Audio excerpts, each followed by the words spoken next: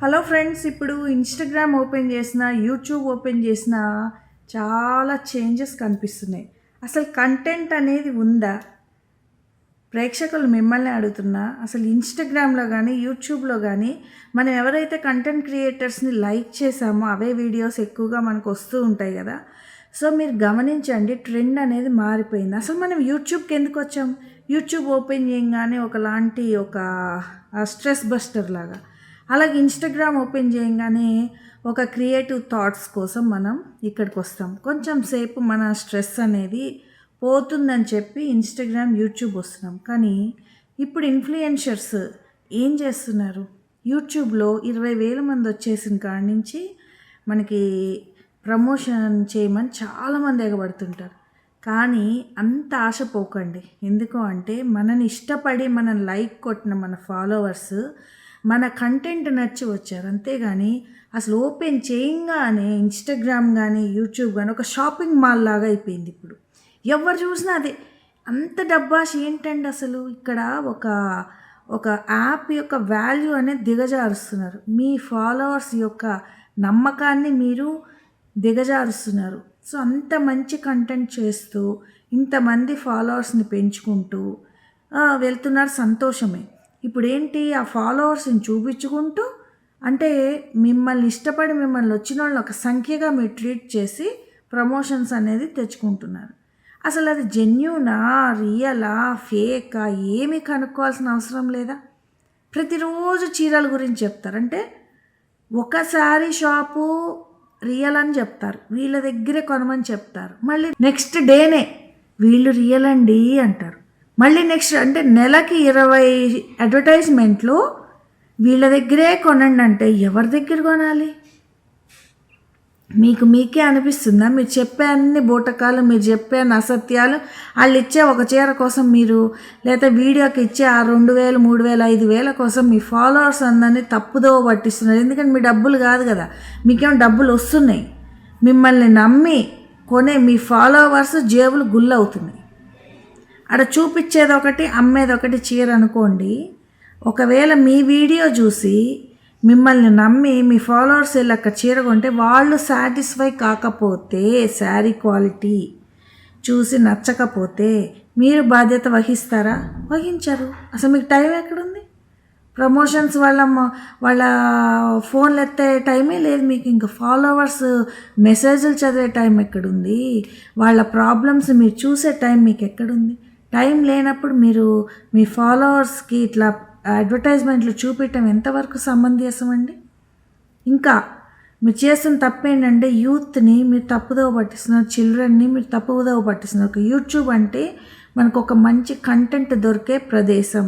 అలాంటి చోట మీరు ప్రమోషన్స్ డబ్బులు తీసుకొని ఫేక్ని ప్రమోట్ చేసినప్పుడు ఒకలాంటి వరల్డ్లోకి మీరు పిల్లల్ని తీసుకెళ్తున్నారు. వాళ్ళు ఫేక్ని రియల్ అని నమ్మేస్తారు కదా, చూసిందే నమ్ముతారు పిల్లలు. సో అందుకు కూడా మీరే కారణం. సో ప్రతీది ప్రమోషన్స్ చేసి తలనొప్పి తెప్పించకండి మీ వీడియోస్ ద్వారా, మీకు దండం. ఇలా ప్రతీది ప్రమోషనే, ప్రతీది డబ్బులు తీసుకొని యూట్యూబ్ చేశారనుకోండి, మీ కంటెంట్ చేయండి. చేయటం వల్ల మీకు ఎలాగో డబ్బులు వస్తాయి కదా, యూట్యూబ్ బాగా వెళ్తే డబ్బులు వస్తున్నాయి కదా.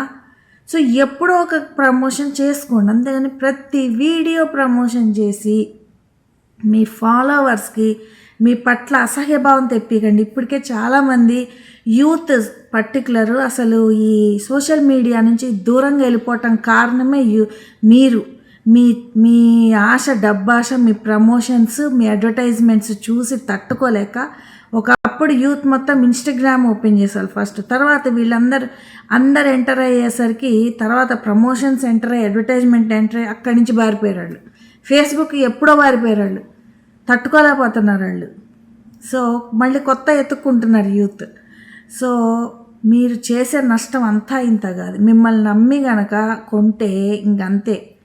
ఇక ఎందుకంటే బంగారం షాపులు మంచి అని నెలకు 10 చేస్తారు. ఏ బంగారం షాప్లో కొనాలి అంటే మీ మాటలు అబద్ధమనే కదా, ఫేక్ అనే కదా.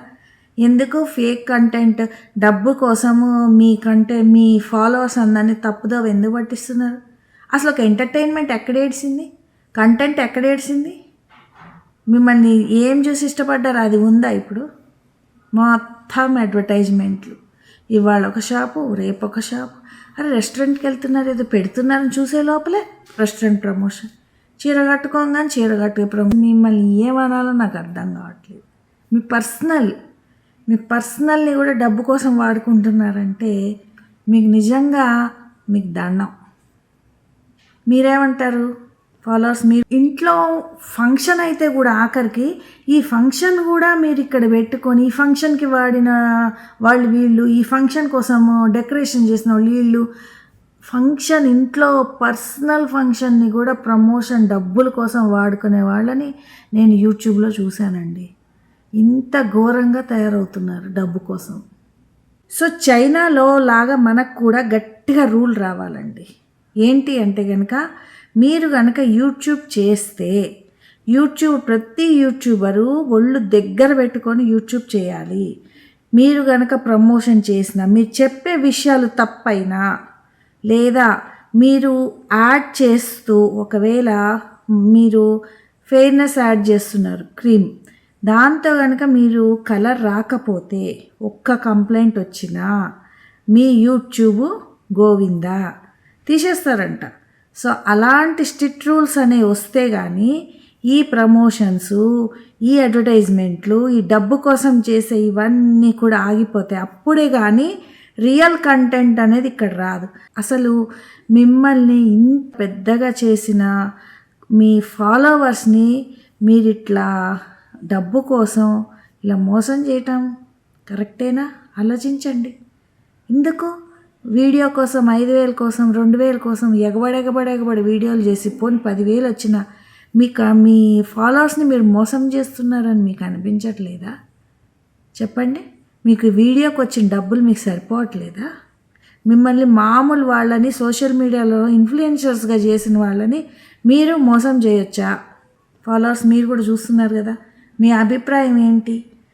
నేను చెప్పేది కరెక్ట్ అంటారా, రాంగ్ అంటారా? నాదే తప్పు, అన్ని ప్రమోషన్స్ చేసుకోవచ్చు, హాయిగా సంపాదించవచ్చు, ఫేక్ క్రియేట్ చేయొచ్చు, నేనే పొరపాటు పడుతున్నానా అనేది మీరు నాకు కామెంట్ రూపంలో తప్పకుండా తెలియజేయండి ఫ్రెండ్స్. ఓకేనా? నాకైతే చాలా చిరాకుగా ఉందండి, ఓపెన్ చేయబుద్ధి కావట్లేదు అసలు. మరి అందరికి ఎలా ఉందో నాకు తెలియదు, అందుకే నేను ఉన్నట్టే వీడియో చేస్తాను, మీకు తెలుసు కదా. సో ఈ వీడియో పట్ల మీ అభిప్రాయాన్ని నాకు చెప్పండి కామెంట్ రూపంలో. ఓకేనా?